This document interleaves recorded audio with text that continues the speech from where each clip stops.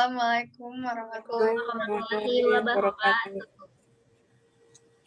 Kami dari kelompok 7 yang beranggotakan Anida Marti Yuliana, Dinta Syafira Suryanata, Tiara Jaya, Raini akan mempresentasikan tentang realitas pendidikan.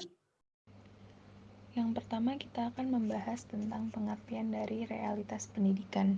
Sebelumnya, fenomena merupakan fakta atau apa yang tampak dan disaksikan oleh indera dari sebuah peristiwa. Fenomena memiliki artian yang sama dengan realitas, dan realitas terkait dengan paradigma atau sudut pandang seseorang akan suatu hal. Karena banyaknya sudut pandang ini akan menyebabkan banyak versi yang muncul dalam penganalisaan sebuah realitas. Penganalisaan yang muncul ini masih bersifat subjektif, namun sebuah ilmu harus bersifat objektif. Maka dari itu, sebuah analisa tadi harus diobjektifkan dan selanjutnya dibahas dalam pentransferannya. Di sini, Einstein mengingatkan bahwa setiap hal harus dibuat sesederhana mungkin, namun bukan dimudah-mudahkan. Pada intinya, segala macam realitas yang bermunculan di dunia pendidikan harus dijawab dan dibahasakan dengan kalimat yang sederhana, sehingga ilmu tersebut dapat terserap dengan mudah sampai ke tataran terendah sekalipun. Yang kedua adalah ilmu pendidikan bersumber dari realitas pendidikan. Teori ilmu pendidikan diperuntukkan bagi dan diperoleh dari realitas pendidikan. Maka dari itu, fenomena menjadi bagian penting dalam pengembangan ilmu pendidikan.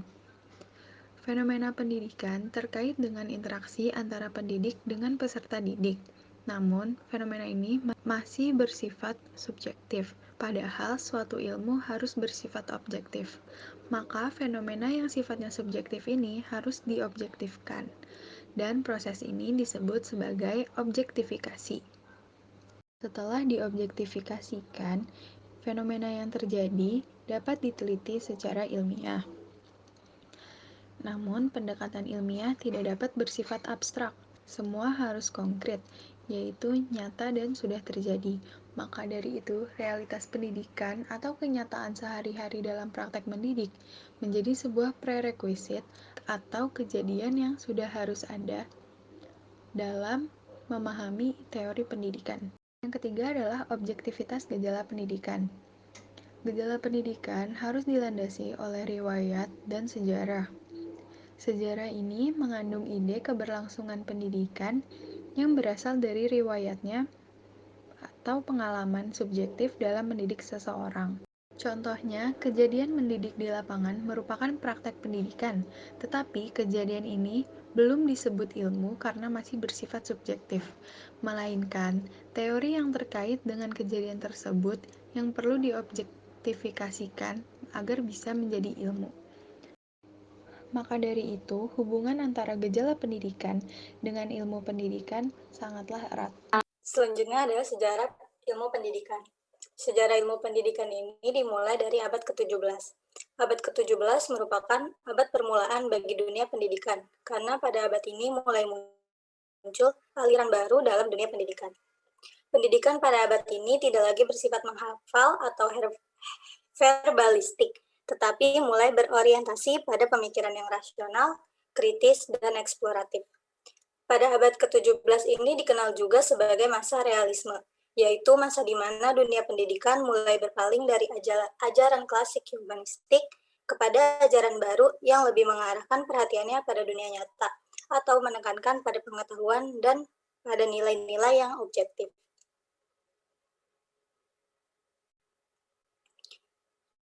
Pada abad ini, ajaran-ajaran klasik mulai ditinggalkan karena dirasa sudah tidak sesuai dengan kenyataan dan perlu dicari metode yang baru. Salah satu contoh penemuan terbesar yang membuktikan bahwa ajaran klasik perlu ditinggalkan adalah penemuan Kopernikus yang menyatakan bahwa bumi ini berputar mengelilingi matahari. Kebalikan dari teori yang dipercaya sebelumnya milik Ptolemeus yang menyatakan bahwa bumi merupakan pusat dari alam semesta.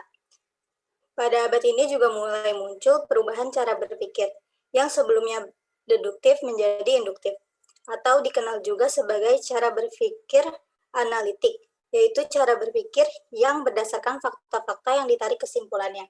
Fakta-fakta tersebut bisa didapat langsung dari lingkungan sekitar maupun dari percobaan dalam sebuah penelitian. Yang kedua, sejarah ilmu pendidikan di abad ke-18. Abad ini disebut juga sebagai abad pencerahan atau Aufklärung, karena pada saat itu muncul gejala-gejala baru dalam semua bidang kehidupan yang merupakan akibat dari peralihan dari cara berpikir irasional ke cara berpikir yang lebih rasional. Perbandingan antara masa pencerahan dengan masa kegelapan. Yang pertama, pada masa kegelapan, manusia percaya kepada Tuhan. Sedangkan pada masa pencerahan, manusia lebih percaya kepada akal budinya. Yang kedua, pada masa kegelapan, manusia terikat oleh gereja dan negara. Sedangkan pada masa pencerahan, manusia ingin terbebas dari ikatan gereja dan kekuasaan negara yang absolut. Yang ketiga, pada masa kegelapan, pendidikan dan pengajaran sepenuhnya diselenggarakan oleh gereja. Sedangkan pada masa pencerahan, penganutnya menuntut agar pengajaran yang diselenggarakan oleh negara bebas dari campur tangan gereja. Lalu pada abad ini mulai muncul beberapa gerakan perubahan cara berpikir yang dimotori oleh empirisme dan rasionalisme. Empirisme menekankan pada cara berpikir yang induktif dan rasionalisme menekankan pada cara berpikir yang lebih rasional. Rasionalisme menekankan kebenaran akan didapatkan hanya dengan akal budi. Akal budi manusia menetapkan norma-norma dan kaidah-kaidah hidup yang menentukan sesuatu yang dapat dipakai atau tidak. Ada dua tokoh yang menonjol pada abad ini, yaitu John Locke dan J.J. Rouse.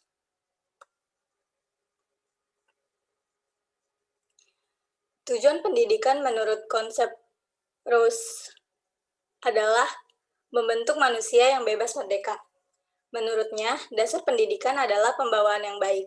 Anak menjadi jahat atau berperilaku kurang baik karena adanya pengaruh dari luar. Jadi, tugas pendidik adalah mengurangi, kalau bisa menghilangi pengaruh-pengaruh jahat dari luar. Selanjutnya, abad ke-19. Pada abad 19 ini, di dunia pendidikan bukan saja merupakan abad pencerahan, tetapi merupakan abad kepesatan kemajuan. Dengan dilatar belakangi oleh revolusi Prancis dan revolusi industri, lapangan pendidikan khususnya dan pendidikan pada umumnya mengalami lompatan tinggi yang sangat berarti. Revolusi di bidang politik yang menuntut adanya liberty atau kebebasan, fraternity atau persaudaraan, dan equality atau persamaan mempengaruhi bidang pendidikan pula. Kemajuan cara berpikir lewat ilmu dan pengetahuan membawa perkembangan di bidang industri. Semula barang-barang produksi dikerjakan oleh tenaga manusia, kemudian beralih dikerjakan oleh tenaga mesin. Pendidikan harus diberikan secara massal kepada orang atau anak dengan jumlah yang banyak. Pendidikan bagi segenap masyarakat, pendidikan sosial. Pendidikannya tidak bersifat individualistis tetapi klasikal. Penyelenggara pendidikan bukan lagi dari gereja, tetapi oleh negara. Sistem pendidikan harus disesuaikan dengan perkembangan atau tuntutan keadaan.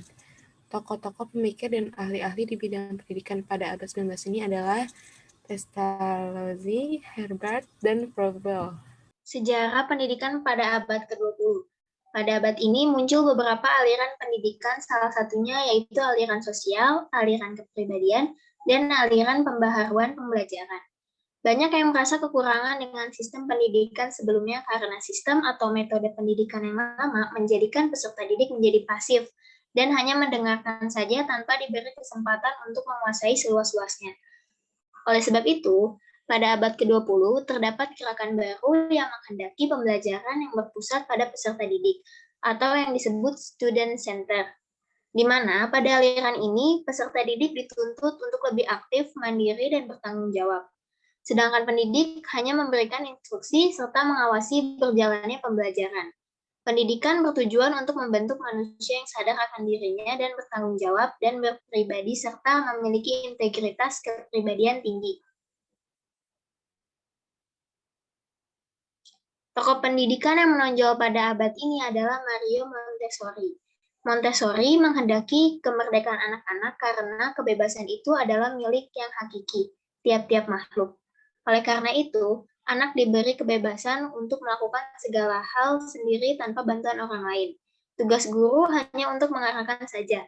Anak harus diberi kesempatan untuk selalu mencoba, sehingga dapat merasakan senang saat berhasil dan merasa kecewa saat gagal.